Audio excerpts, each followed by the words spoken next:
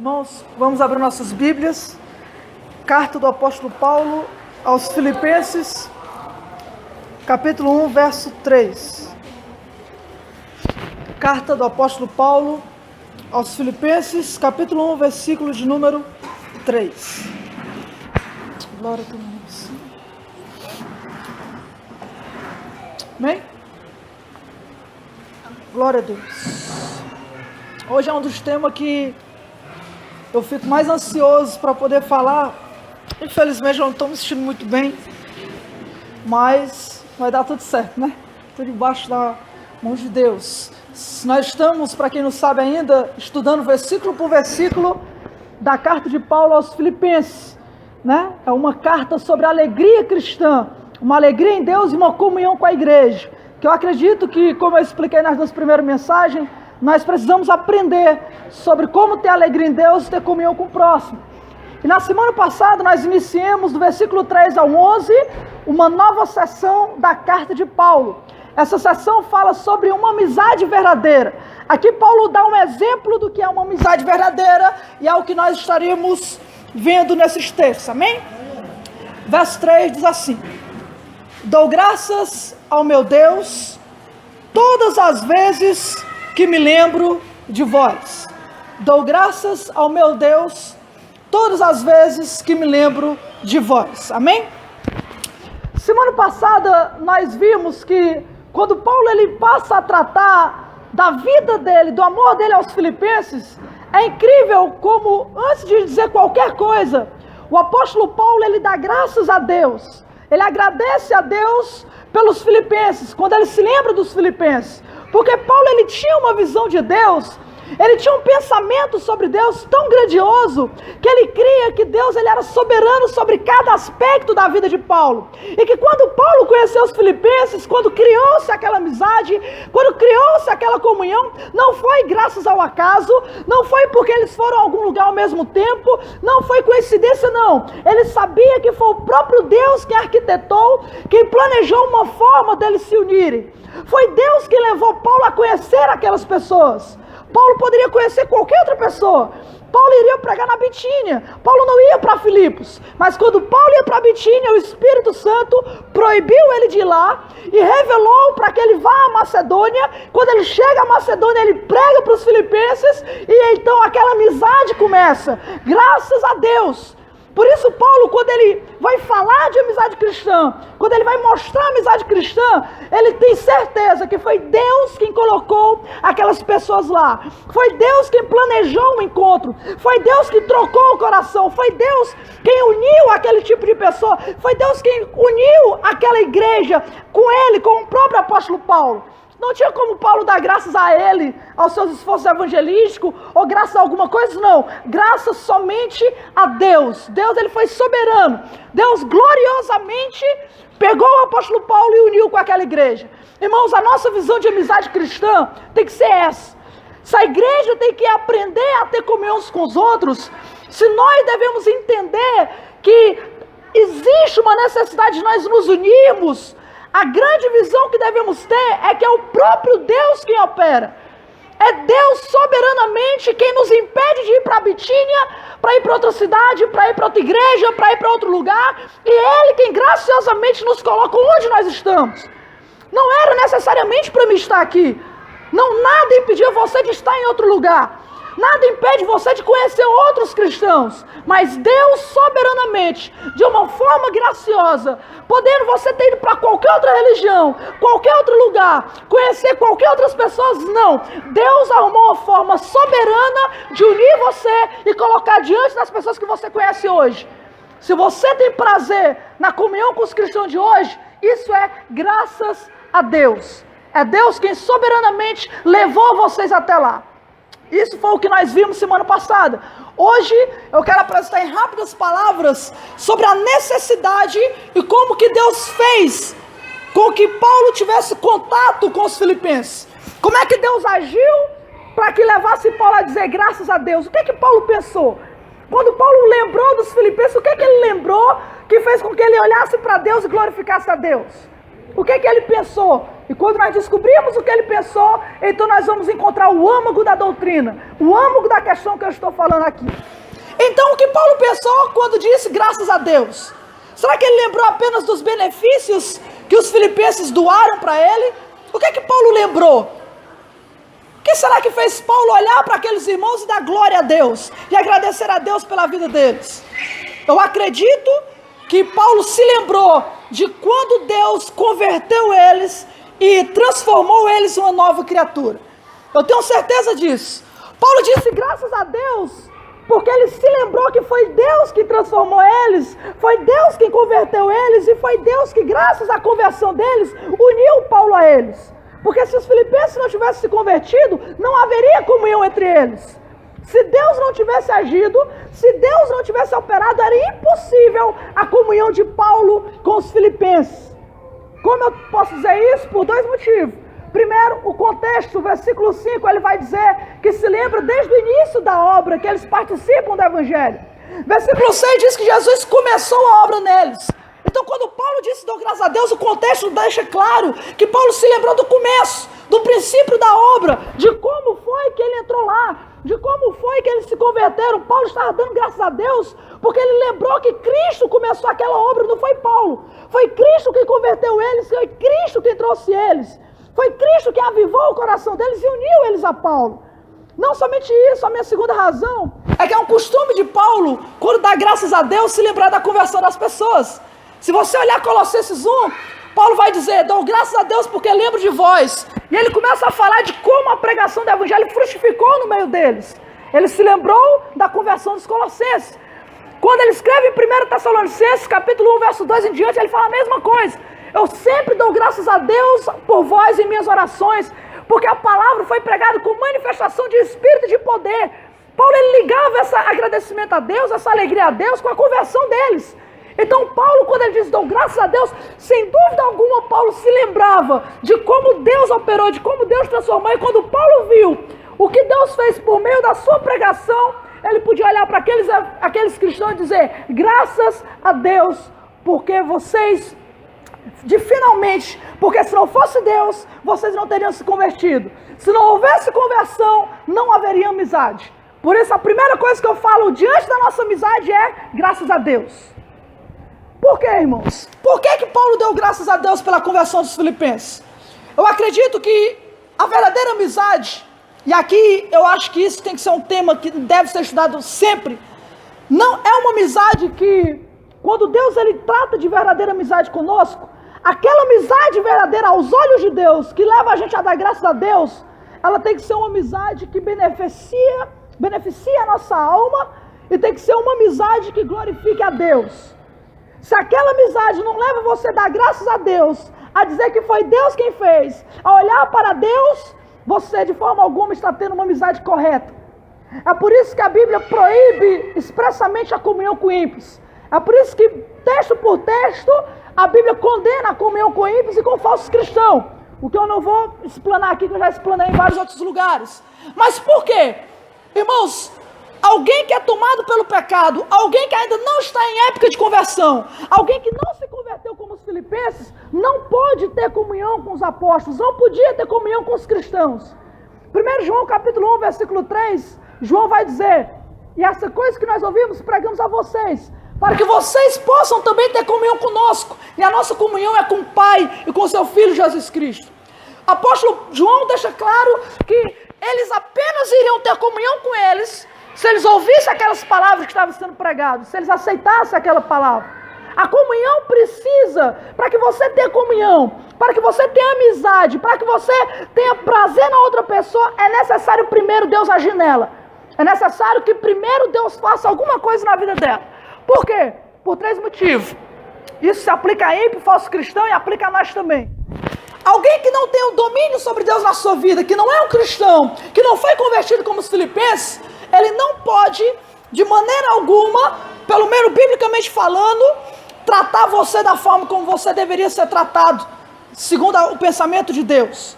Como assim, irmãos? Ele não pode lhe amar da forma como deveria amar, porque o pecado dominou o seu coração. Ele é servo do pecado, e por ser servo do pecado, sempre os relacionamentos serão feridos. Porque o pecado sempre vai ferir os relacionamentos.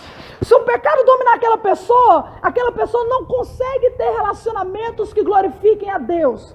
Se o pecado fazer parte da minha e da sua vida, não tem como nós ter relacionamentos que glorifiquem a Deus. Não dá certo. Se formos escravos do pecado, isso não dá certo. É muito fácil, se você olhar para as Escrituras, Romanos capítulo 1, verso 28, Paulo vai dizer: e porque não se importaram em ter conhecimento de Deus, Deus os entregou a um sentimento perverso, para fazerem coisas entre si, coisas abomináveis, Deus entregou. E o resultado disso? Então vieram homens ciumentos, irados, desobedientes a pai e mães, fornicadores, devassos, que compram e não pagam. E Paulo começou a citar uma lista, como se Paulo estivesse dizendo o seguinte: por rejeitarem a Deus, a comunhão com Deus, por rejeitarem o prazer em Deus, os relacionamentos de todos eles foram feridos. Como? A falta de comunhão com Deus gerou pessoas ciumentas, gerou pessoas iradas, gerou pessoas egoístas, gerou pessoas arrogantes. Porque quando você conhece a Deus, a sua ira é dominada. Quando você não conhece, você expande a sua ira, você fere aquela outra pessoa. Quando você é dominado por Deus, se você pecar contra aquela pessoa, sua consciência vai pesar, você vai pedir perdão. Se Deus não dominar a sua vida, irmão, você não vai ter prazer em pedir perdão, você não vai se sentir com vontade de se rebaixar na sua cabeça. É aquela velha história: não leva desaforo para casa, mas também não leva paz, não leva descanso. Quando Deus não domina com o fruto do Espírito o coração, aquele coração não tem razão de ser fiel àquela pessoa. Não há motivos para esconder uma verdade, não há motivos para falar a verdade. Quer dizer, ela pode mentir. Quantos relacionamentos não acabam pela mentira? E a mentira quantas vezes não existe porque faz parte do domínio do pecado, faz parte da natureza do pecado a mentira. Quantos não traem uns aos outros porque não conhecem a Deus, e por não conhecer a Deus isso estraga o relacionamento deles. O perigo é tão grande que o próprio apóstolo João disse: irmãos, quer saber como está o teu relacionamento com Deus? Olha o teu relacionamento com o próximo. Porque aquele que diz que ama a Deus, mas odeia o seu irmão, está em trevas. É uma coisa incrível. Se você não tiver uma comunhão com Deus, se você não tiver prazer em Deus, se Deus não trabalhar na sua vida, isso vai afetar o seu relacionamento. Isso vai atrapalhar o seu relacionamento. Em segundo lugar, um cristão não deve ter comunhão com pessoas que Deus ainda não converteu, que Deus ainda não transformou. Um cristão não pode agradecer a Deus por pessoas terem comunhão com ela, mesmo sendo pessoas que não têm prazer em Deus. Porque o pecado, além de transformar elas daquela forma como ela é, ele também cega os olhos daquela pessoa, de forma que ela nunca vai trazer e dar a você aquilo que realmente ela queria dar. Irmãos, existem ímpios que de fato desejam dar o melhor para outra pessoa, mas nunca vão dar. Por quê? Porque seus olhos estão cegos. O que é que mais vale no universo? O que é mais belo e que é mais lindo? O que é mais glorioso? O que é que pode satisfazer um coração do ser humano? O que é que pode transformar o ser humano e de fato preenchê-lo de alegria? É Deus. Então, se eu quiser lhe dar qualquer coisa e esconder Deus, eu não lhe amo, porque aquilo que é melhor eu estou escondendo. E o amor não esconde o melhor, o amor dá o melhor. O ímpio não pode dar o melhor para o próximo. Ele não tem. Ele está cego. Ele tenta dar algumas outras coisas, mas ele nunca vai poder dar e saciar aquela pessoa. Ele nunca vai se preocupar com a vida eterna dela da forma correta. Pode ser um desviado, pode citar textos, mas o amor de verdade não vai mover nele, porque ele não vai buscar pela oração, ele não vai se depender de Deus, não. Isso não existe, porque o pecado cegou os olhos. Quantos não têm um relacionamento assim? Conversa sobre futebol, conversa sobre futuro, conversa sobre faculdade, conversa sobre tudo, coisas boas, e escondem o melhor. Por que escondem? Porque estão cegos. Se Deus não abrir os olhos, se Deus não abrir a mente, se Deus não vir sobre aquele relacionamento e abrir os olhos e mostrar que existem coisas mais gloriosas, coisas melhores, inefáveis, que podem ser dadas, de forma alguma o ser humano conseguirá fazer isso. Por isso, se os filipenses estavam orando por Paulo, Paulo só poderia ter dado graças a Deus, porque eles não estão lá por si só. Foi Deus que os converteu. Vamos falar a verdade, vocês acham que os filipenses iriam doar dinheiro para Paulo? Foi eles que sustentaram Paulo em Corinto. Eles que mandaram o dinheiro de uma cidade para outra. Não existia correio, não. Eles enviaram uma vez Epafrodito para servir a Paulo. Enviaram. Eles abraçaram a Paulo, alimentaram a Paulo, cuidaram de Paulo. Será que um ímpio iria fazer isso com um cristão? Sendo que o mundo odeia o cristão? De forma alguma. Por isso Paulo não pode olhar para aquela amizade e dizer graças a nós, não. Se Deus não tivesse operado em vocês, nunca que vocês iriam fazer isso comigo. Se Deus não tivesse agido, transformado, jamais vocês iriam cooperar no evangelho desde o começo. Jamais. Se Deus não tivesse feito algo, não tinha como ter esse relacionamento. E o pior, o pecado, além de transformar o ser humano egoísta, além de cegar o ser humano, ele ainda ilude o ser humano. Porque o relacionamento pecaminoso espera do outro. Você foi criado para Deus, e ainda que Deus não esteja na vida de um ímpio, existe na natureza dele um desejo, uma fome por Deus. E quando ele não consegue discernir que essa fome é para Deus, ele tenta aplicar a outra pessoa. Eu tenho fome de Deus, mas eu não sei que é de Deus, então eu quero tentar preencher com alguém, com outra pessoa, com alguém que seja a imagem de Deus, que se pareça com Deus, que tenha alguma coisa parecida com Deus. A outra resposta é só o homem. Somente ainda que a imagem esteja manchada, mas a única coisa que se parece com Deus ainda é o homem, pela sua imagem. Aí cria relacionamentos, sabe como? Eu tenho fome por Deus, mas eu não sei que é por Deus. Então eu espero uma pessoa que esteja sempre comigo. Eu espero uma pessoa que sempre me entenda. Eu busco, eu procuro uma pessoa que quando eu erro me perdoe, que tem um amor incondicional. Eu busco alguém que possa me ajudar sempre no momento em que eu estiver angustiado. Eles procuram essa pessoa e jamais vão achar. Se frustram, cobram um do outro o que o outro jamais pode fazer.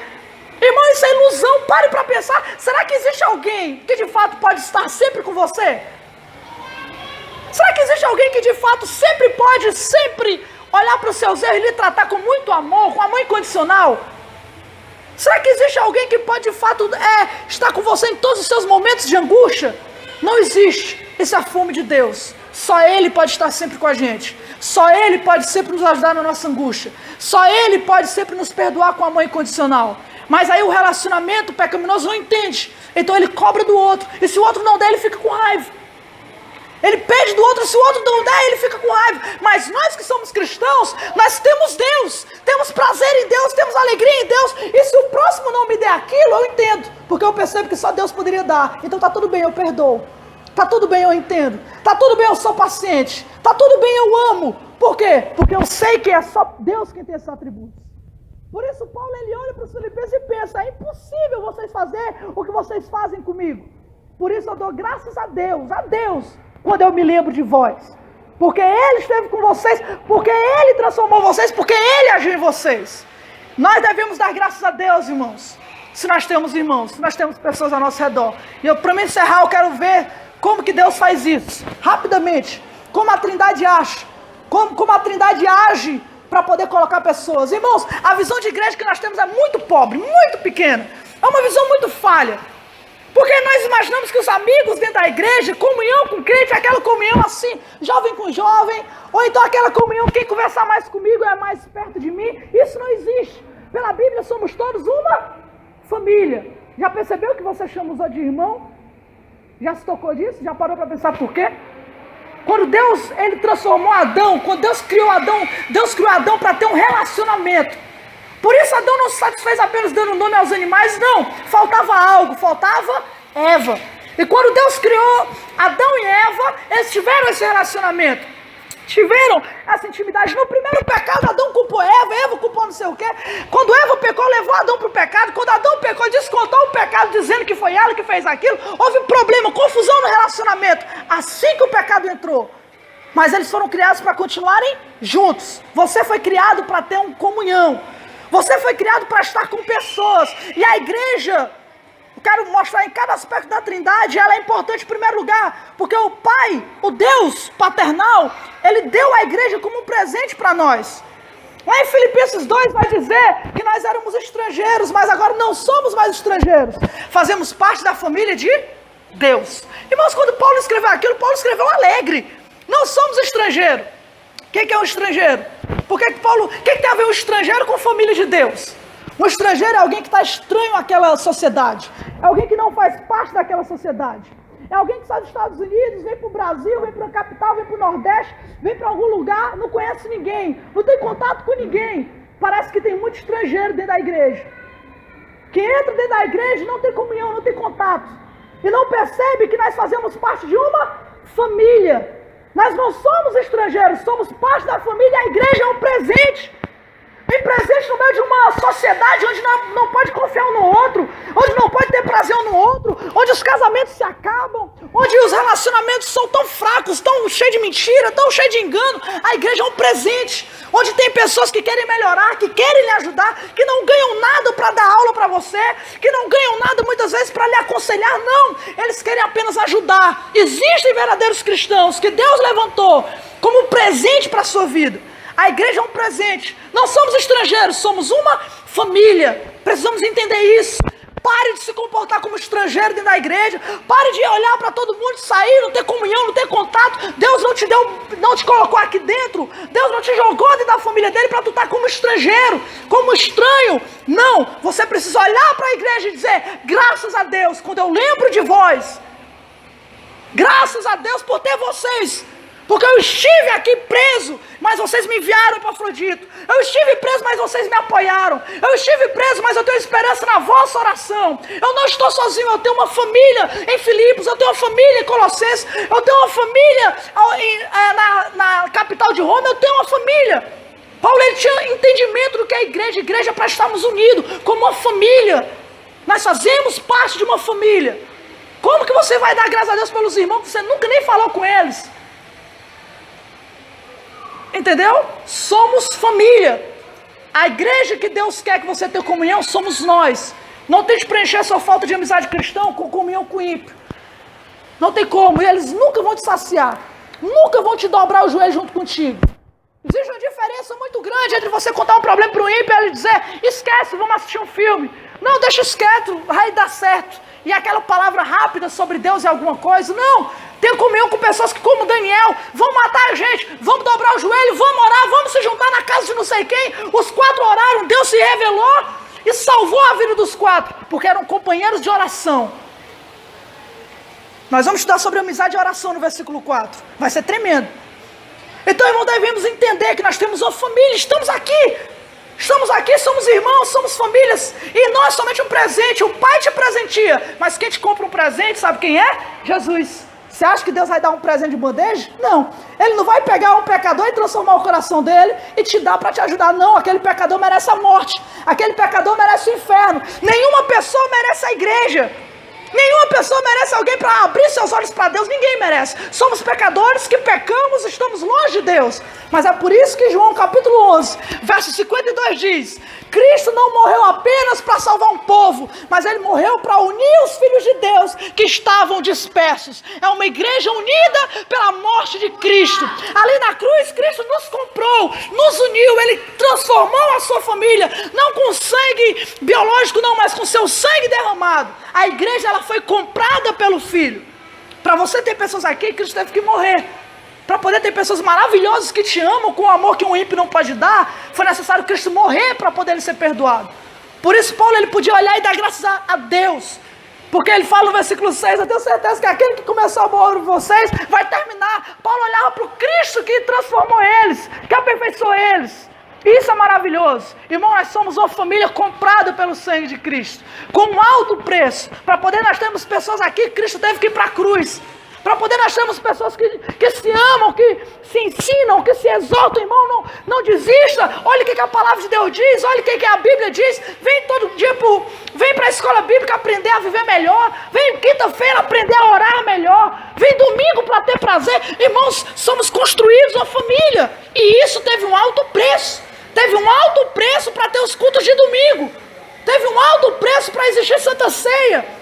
Teve um alto preço para ter pessoas que te ajudam, que te fortalecem, que te dá ânimo. Então valorize essas pessoas e dê graças a Deus quando se lembrar delas. Não somente foi um presente dado por Deus, comprado por Cristo, mas se Ele tivesse entregado em nossas mãos, nós ia desmanchar tudo. Então esse presente, ele é sustentado pelo Espírito Santo. Efésios capítulo 4, verso 3 diz que a unidade da igreja é mantida pelo Espírito Santo. O vínculo da igreja é mantido pelo Espírito. Somos batizados em um só corpo pelo Espírito Santo. O Espírito, ele é aquele que age para manter esse presente em boa forma. Ele é aquele que luta para manter a família unida. Ele é aquele que corre para manter a igreja firme, sustentada.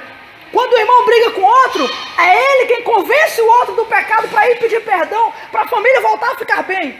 Quando um se afasta, é ele quem levanta um pregador e envia para pregar o evangelho, para trazer a pessoa de volta. É o Espírito quem se responsabiliza pela nossa união. É o Espírito Santo quem se responsabiliza para nós estarmos em comunhão e termos prazer um no outro. É o Espírito quem faz isso. Quando você peca contra alguém e sente a consciência, se lembre que aquele que é responsável pela união está trabalhando na sua mente para que a união não seja quebrada. É por isso que ele se entristece quando há problemas dentro da igreja, contenda, desunião, falta de prazer um no outro. É por isso que ele se entristece. E o Espírito age para poder firmar esse presente que é nos dado por Deus. Irmãos, que nós possamos, aqui eu encerro, ter essa visão. Nós aqui somos uma família. Nós aqui não somos estrangeiros, estamos dentro de casa. Estamos à vontade uns com os outros, ou deveríamos estar. Nós aqui fomos comprados pelo sangue de Cristo. Nós aqui somos mantidos pelo Espírito Santo. E olhando tudo isso, vendo a importância de ter comunhão com cristãos, que nós podemos olhar para Deus, depois de olhar cada um de nós. Se você olhou um cristão que você ama, se você olhou alguém que te ajudou, alguém que te fortaleceu, alguém que sempre te ajuda na Bíblia, alguém que sempre está do teu lado, alguém que sempre se importa com você, lembre-se de fazer como Paulo. Quando você olhar para ele, se lembre que tudo isso é graças a Deus. Então nós podemos dizer, graças a Deus, quando eu me lembro de vós. Amém? E aqui eu agradeço a oportunidade, em nome de Jesus.